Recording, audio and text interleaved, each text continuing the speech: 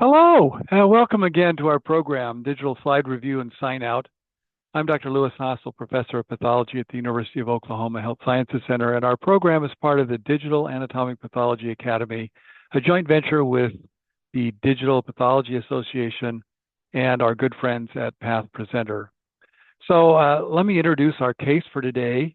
It comes from the realm of GYN pathology, and I think is a rather well exaggerated presentation of the disorder, but very instructive as we consider the differential and so forth.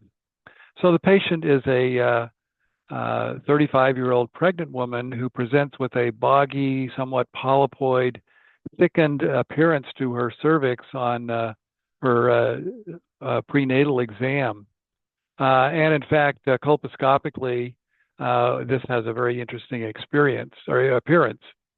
But when we consider the sorts of cervical pathology or disorders that may be present during the puerperal period, during pregnancy, there are a number of things that can happen and be presented. So in the first case, cervical insufficiency can sort of expose additional tissue, potentially placental or other tissue, and lead to an incompetent kind of potential for premature delivery and so forth.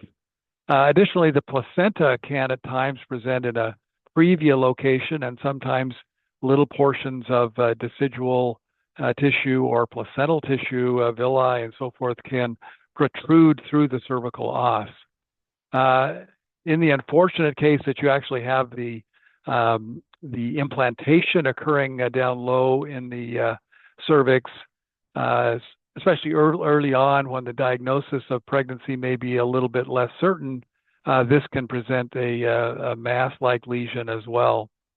And then beyond that, there are the usual cervical dysplasias and neoplasias that sexually active women are subject to relative to HPV infection and so forth.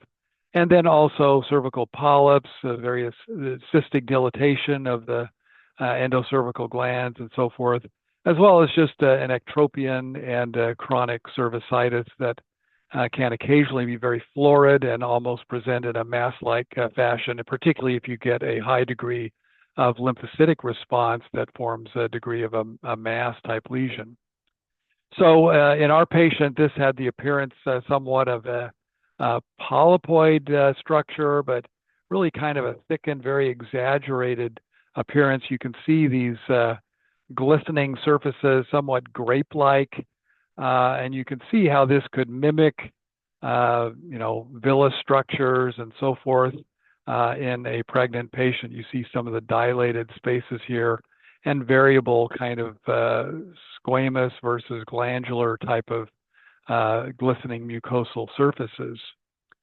So given that appearance and a little bit of concern about the differential, our patient actually underwent a polypectomy, which produced this sample. As you can see, it's a fairly generous sample with a defined sort of mucosal, submucosal tissue border and this exaggerated, dilated, very mucinous appearing surface.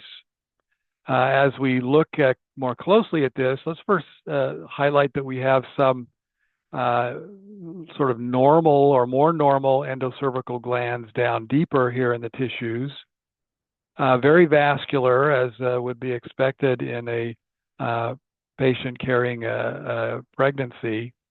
And then we see this very hyperplastic appearance, a lot of mucin, a lot of seeming complexity to the tissues here, with sort of watery clear areas in some of the cytoplasm, little papillary fronds in the background. And then you'll notice also there is a degree of an inflammatory component, some neutrophils, both within the mucus, within the epithelium, and certainly within the lamina propria, the stroma.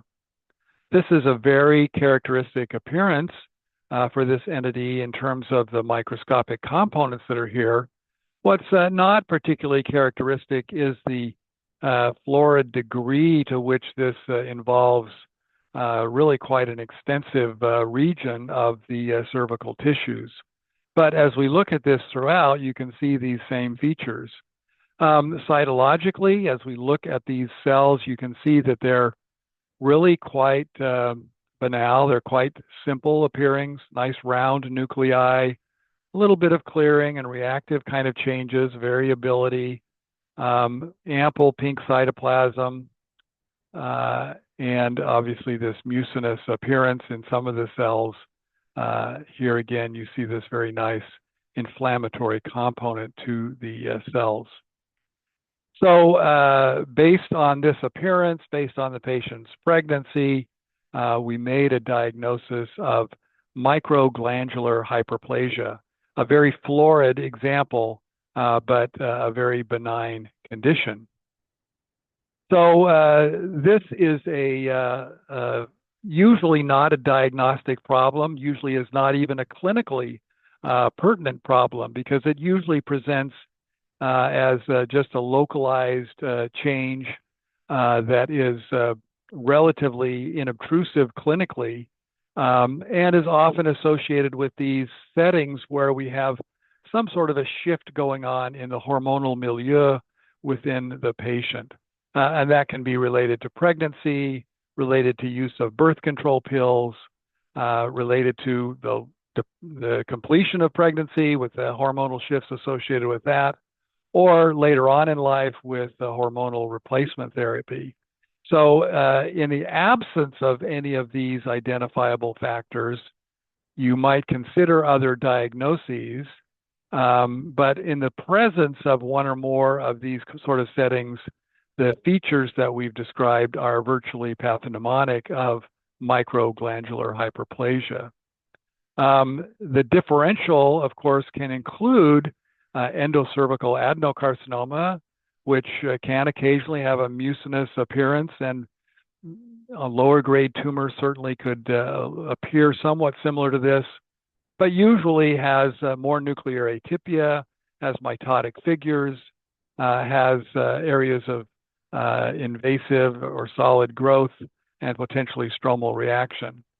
A high-grade CIN might on occasion have this sort of an appearance, but again, usually would have very recognizable solid areas of abnormality. Clear cell carcinoma becoming increasingly rare in the cervix, but also would potentially have some overlap features, as would endometrioid adenocarcinomas, particularly the microglandular variants. So I pulled just a couple of pictures just for comparison's sake. And you can see here with clear cell carcinoma how the watery, clear nature of the cytoplasm could be confused with the features we've seen on our slide.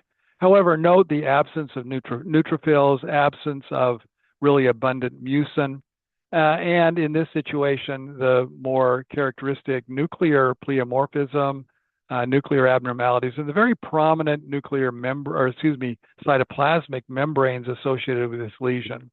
Additionally, you may have some hyaline droplets in this lesion, as you can see a few here and a few down here, that would also give you a clue that it may be clear cell carcinoma.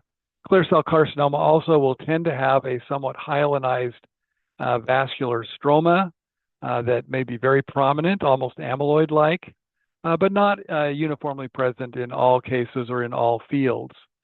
So hence the potential for mistaking that.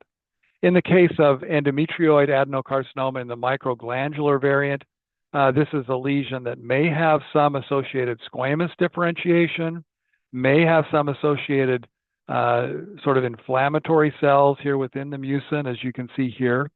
But you don't have that watery change to the cytoplasm to much of a degree, and you do tend to have a higher degree of solid cribriform growth, more nuclear pleomorphism, and so forth. And obviously, you would like to see the invasive component. Now, should your confusion still remain, the immunohistochemical features of both of these lesions would be distinct from endocervical microglandular hyperplasia.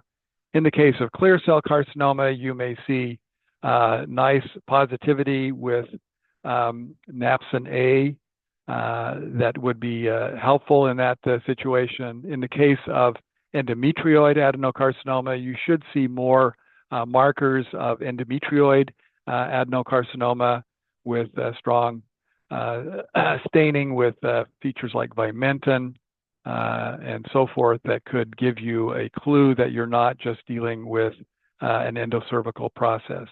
Sometimes PAX8 could also be useful, but we don't have a lot of experience in staining microglandular hyperplasia with PAX8 because it's usually not a diagnostic dilemma.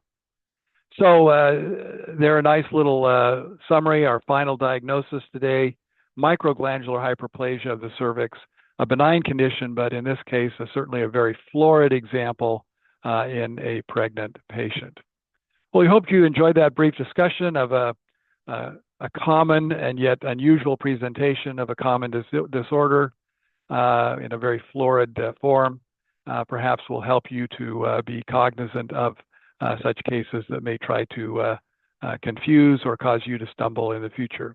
If you like this, you know the drill. Please hit that like button and hopefully subscribe to our channel so that you'll catch future releases.